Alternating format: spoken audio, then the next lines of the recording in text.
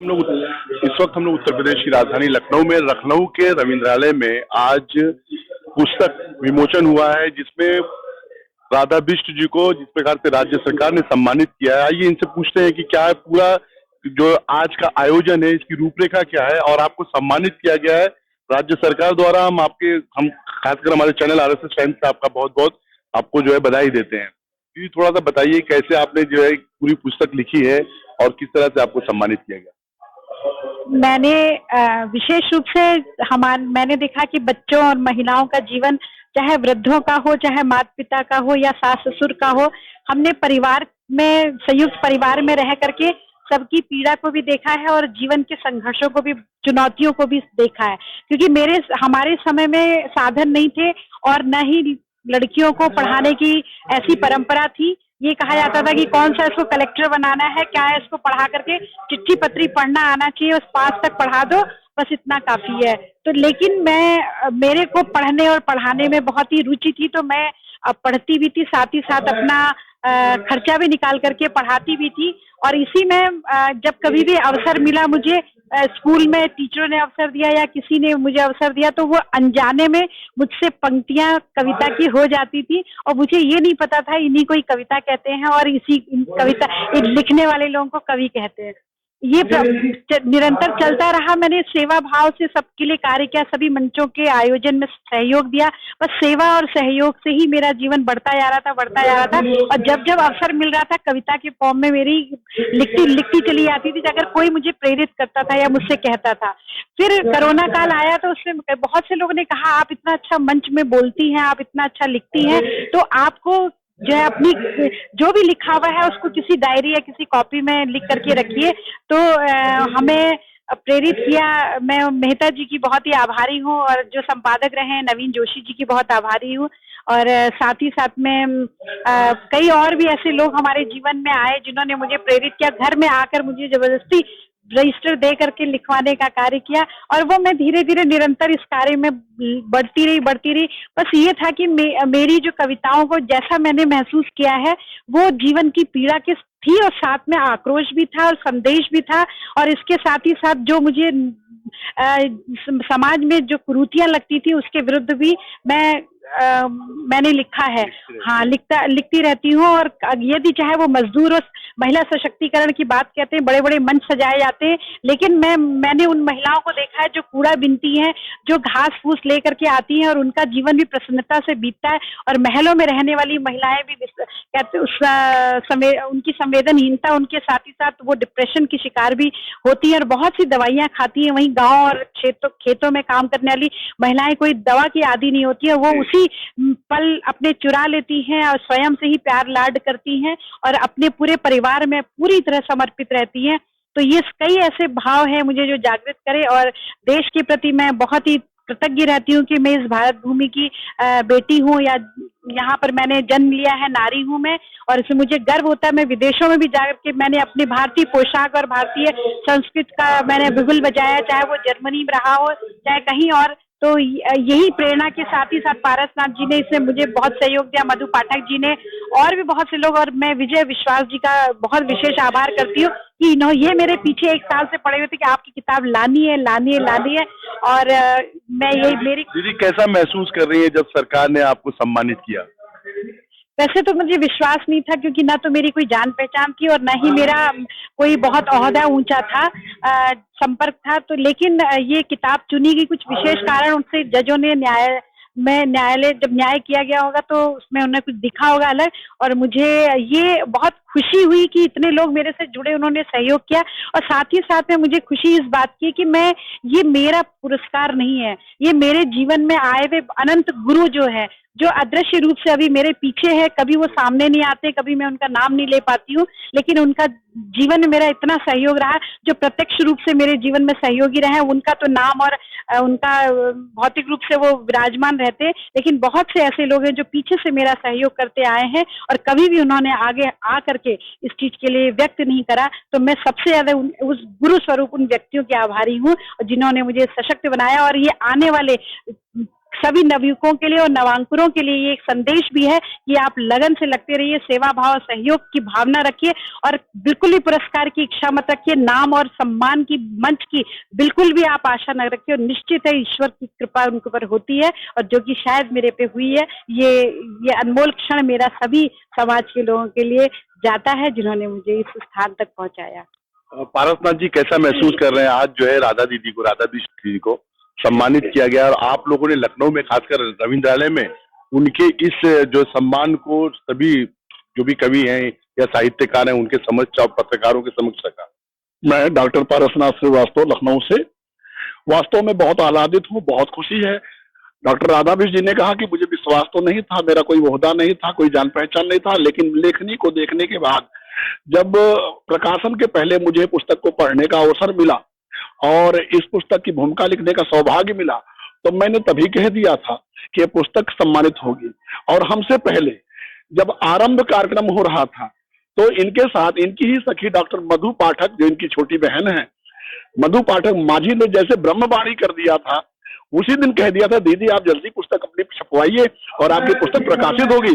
उस समय तो बिल्कुल रूपरेखा नहीं तैयार थी और मुझे बहुत खुशी हो रही है और इनको मैं फिर बधाई देता हूँ, बार बार बधाई शुभकामनाएं देता हूँ। अभी ये शुरुआत है, अभी ये शुरुआत है। इस पुस्तक को उत्तर प्रदेश राज्य कर्मचारी हिंदी संस्थान द्वारा डॉक्टर हरबंस राय बच्चन सम्मान 1 लाख राशि से सम्मानित किया गया है। अभी और तमाम सरकारें, तमाम संस्थाएं इस पुस्तक की समीक्षाएं करेंगी और चयन, यहाँ संज्ञान लेंगी और पुरस्कृत करेंगी। एक बार चयनित हो जाने के बाद पुस्तक की गुणवत्ता प्रमाणिक हो जाती है, लेखक का मनोबल ऊंचा हो जाता है। इनकी पुस्तक और निरंतर आएगी और हम लोगों की बहुत बहुत शुभकामनाएं हैं। निरंतर साहित्य पथ पर अग्रसर रहें और समाज को अच्छा अच्छा संदेश देने का काम करें। न चोरहार्यम न च राज्यहार्यम न भातृभाज्यम न च भारकारी वह कृतवर्धत विद्याधनम सर्वधनम प्रधानम। यही विद्या है जो आज राधा बिष्ट जी को इस सम्मान के पात्र बनाया और राज्य सरकार ने इन्हें सम्मानित किया। मैं सैयद गुलाम हुसैन, लखनऊ से RSS टाइम्स के लिए।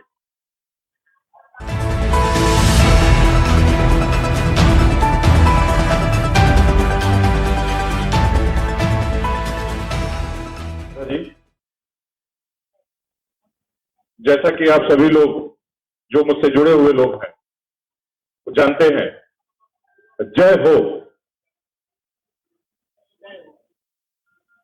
आज इस कार्यक्रम में डॉक्टर राधा बिष्ट जी के जो लेखन है, जो उनके भाव हैं, उन्होंने जो अपने भावों को कलम के द्वारा कागज पर उकेरा और उसको संकलित कर एक पुस्तक का रूप दिया गया। उसमें अथर्व इंडिया अंतरराष्ट्रीय शोध संस्थान का जो भी सहयोग हो पाया उसके द्वारा किया गया। उनकी पुस्तक को प्रकाशित कराया गया, संगनी प्रकाशन के द्वारा इस पुस्तक का प्रकाशन हुआ और उनकी इस कृति को उत्तर प्रदेश राज्य कर्मचारी साहित्य परिषद की तरफ से 1 लाख रुपए की धनराशि भी पुरस्कार स्वरूप दी। लेखिका को उसके प्रथम प्रयास में ही सफलता के लिए मैं उनका बहुत बहुत धन्यवाद प्रकट करता हूं कि उन्होंने अपने जिस हिसाब से साहित्य के क्षेत्र में कार्य करने की आवश्यकता है उन चीजों को उन्होंने चुना और उन्हें अनुसंगत किया। एक लाइन सभी उपस्थित महिलाओं के लिए, एक छोटी सी कविता, एक लाइन की। नारी तुम सच में लिखती हो, नारी तुम सच में लिखती हो। एक छोटी सी कविता है जो उन्हें मैं भेंट करता हूं यहां पर उपस्थित सभी माता शक्तियों को। प्रिंट मीडिया यहां पर जो बैठा हुआ है मैं उनका भी आभार प्रकट करता हूं। यूं तो प्रिंट मीडिया में जो अखबार छपते हैं उसकी आयु मात्र 1 दिन की होती है। 1 दिन का जीवन लेकर के पैदा होने वाला वह अखबार सदियों तक अपनी बात को जिंदा रखता है। हमारे समाज पर उसका प्रभाव सदियों तक बना रहता है। उनकी कलम से लिखी हुई कोई भी चीज शाश्वत मानी जाती और इसका जीता जागता उदाहरण वर्तमान की सरकारें भी आप देख रहे हैं कि मीडिया पर ही आधारित है। अच्छा हो खराब हो, ये जैसा महिमा मंडन कर देते हैं वैसा ही स्वरूप उसका मान लिया जाता है। वो वापस लौटते हैं साहित्य की तरफ। वर्तमान साहित्य का समय वास्तव में साहित्य के बहुत बुरे दिनों से गुजर रहा है। साहित्य की बात करते हुए हम भूल जाते हैं किसी भी साहित्य की काखा गागा सबसे पहले लेखन से शुरू होती है और कोई भी व्यक्ति आज के जमाने में सीधे साहित्यकार बन जाता है। साहित्य की विधाओं को, साहित्य की परंपराओं को, साहित्य के मूल तत्वों को हम विलोपित करके स्वयं को साहित्यकारों की श्रेणी में रखने की होड़ जो मचा चुके हैं, ये वास्तव में बहुत गलत है। हम अपने मूल साहित्य को, मूल विधाओं को खोते जा रहे हैं। कला का कोई भी क्षेत्र हो, 64 कलाओं का सृजन गुरु शिष्य परंपरा के द्वारा ही संभव है। आज वर्तमान समय के अनेक विद्वत लोग, जिनमें गुरु शिष्य परंपरा का कहीं कोई नामो निशान नहीं है, बड़े बड़े मंचों पर, बड़े बड़े आयोजनों में, बड़े बड़े समारोहों में प्रसिद्धि पा रहे हैं। क्या वास्तव में सच में उन्हें हृदय की गहराइयों के साथ आभार और धन्यवाद प्रकट किए जाते हैं? क्या वो हमारे समाज को, हमारे साहित्य को, हमारी कलाओं को क्या वो संयोजित कर रहे हैं? नहीं। स्वाहित्य से साहित्य की यात्रा ही साहित्य कहलाती है। और आज अभी हम स्वाहित्य से ही पूर्ण नहीं हो पाए, साहित्य की तो बात करना दूर है। प्रत्येक व्यक्ति अपने लिए लिख रहा है, अपने भावों को लिख रहा है, अपनी किचन की कारीगरी, अपने बागवानी की कारीगरी, अपने ऑफिस जाने की यात्राओं का वर्णन अपनी पुस्तकों में करके आप उसको साहित्य में स्थान देना चाहते हो, ये कभी नहीं होना चाहिए। आप अपनी बातों को लिखिए, आप एक कलमकार बन के लिखिए, आप एक कहानीकार बन के लिखिए। आप अपनी बातों को समाज के सामने रखने का बहुत सफल प्रयास कर रहे हैं, इसके लिए आप साधुवाद के पात्र हैं। लेकिन आपकी इस भीड़ में कहीं ना कहीं जो मूल साहित्य है, मूल साहित्यकार है, वो खोता जा रहा है, वो मरता जा रहा है, वो दम तोड़ता है, अंतिम पंक्ति पर बैठा है। 60 साल का साहित्य किसी भी समारोह की अंतिम पंक्ति पर बैठ करके दम तोड़ रहा होता है, और 30 साल का युवा मनोरंजक तथ्य, एक मनोरंजन का पर्चा मंच की शोभा बढ़ा रहा होता है। क्या ये वास्तव में साहित्य है? तो साहित्य को साहित्य की दृष्टि से परखने की आवश्यकता है। आप सभी बुद्धिजीवी वर्ग हैं, और मैं ऐसा मानता हूं कि आप अपने इस परखने की कसौटी में सदैव ही अच्छे साहित्यकारों को एक सम्मान देंगे, स्थान देंगे, और गुरु शिष्य परंपरा का वाहन और निर्वहन करते रहेंगे। इन्हीं शब्दों के साथ मैं अपनी वाणी को विराम देता हूं। बहुत बहुत धन्यवाद। से सम्मान तक सब कुछ संभाले बैठी है, सामान से सम्मान तक सब कुछ संभाले बैठी है, सब उसकी जागीर है, इस वहम को पाले बैठी है। सामान से सम्मान तक सब कुछ संभाले बैठी है, सब उसकी जागीर है, इस वहम को पाले बैठी है। ये ताने ये उलाहने, ये ताने ये उलाहने जीवन की शिक्षा है शायद। बेटी मायके ससुराल के बीच खुद को ढाले बैठी है, बेटी मायके ससुराल के बीच खुद को ढाले बैठी है। बहुत बहुत धन्यवाद। और इसी क्रम में एक अपनी कविता आप लोगों के समक्ष रखती हूँ।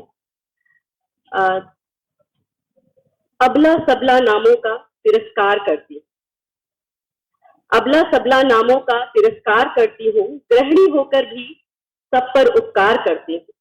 पुरुषों सा बनने का, पुरुषों सा बनने की क्यों होड़ में रहूं मैं। नारी हूँ, नारीत्व को स्वीकार करती हूँ, नारी हूँ, नारीत्व को स्वीकार करती हूँ।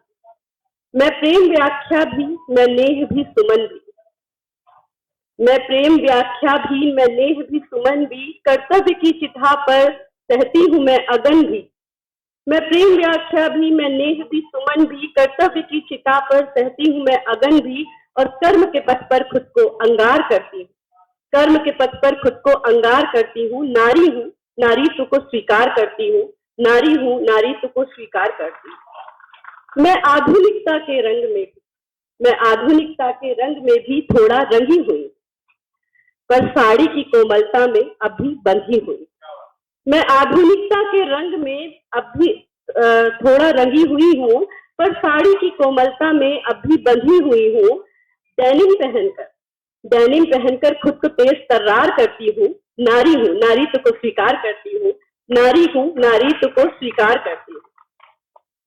तुम आशय तुम से, बहुत जगह जब मैं इस कविता को पढ़ती हूँ तो लोग तुम से आशय पुरुष समाज को लेते हैं, लेकिन ये बिल्कुल भी नहीं है।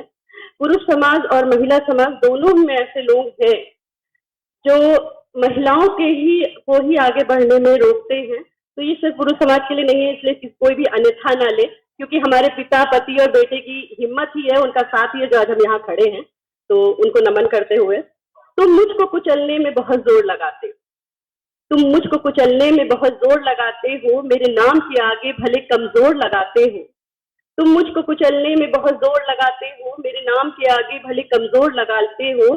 सह लेती हूँ सब क्योंकि तुम्हें प्यार करती हूँ। आशीर्वाद चाहूंगी। सह लेती हूँ सब क्योंकि तुम्हें प्यार करती हूँ, और नारी हूँ नारीत्व को स्वीकार करती हूँ, नारी हूँ नारीत्व को स्वीकार करती हूँ। अंतिम पंक्तियों में आप सबका आशीर्वाद जरूर चाहूंगी। मेरे बिना अस्तित्व कभी सोचा है अपना, मेरे बिना अस्तित्व कभी सोचा है अपना, नारी के बिना सृष्टि मात्र एक कल्पना। मेरे बिना अस्तित्व कभी सोचा है अपना, नारी के बिना सृष्टि मात्र एक कल्पना। मैं कोख में एक बिंदु को आकार करती हूँ, मैं कोख में एक बिंदु को आकार करती हूँ, नारी हूँ नारीत्व को स्वीकार करती हूँ, नारी हूँ नारीत्व को स्वीकार करती हूँ। और इसी के साथ आप लोगों से मैं तो समझ गई है तेरे दामन में, तो समझ गई है मेरे दिल की ज़मीं बन गई है तेरे दामन। हाय रे हम ख्याली उनकी, हाय रे हम ख्याली उनकी। तौबा तौबा ज़बान है खन गए हैं, तौबा तौबा ज़बान है खन गए हैं तेरे दामन में, तो समझ गए हैं।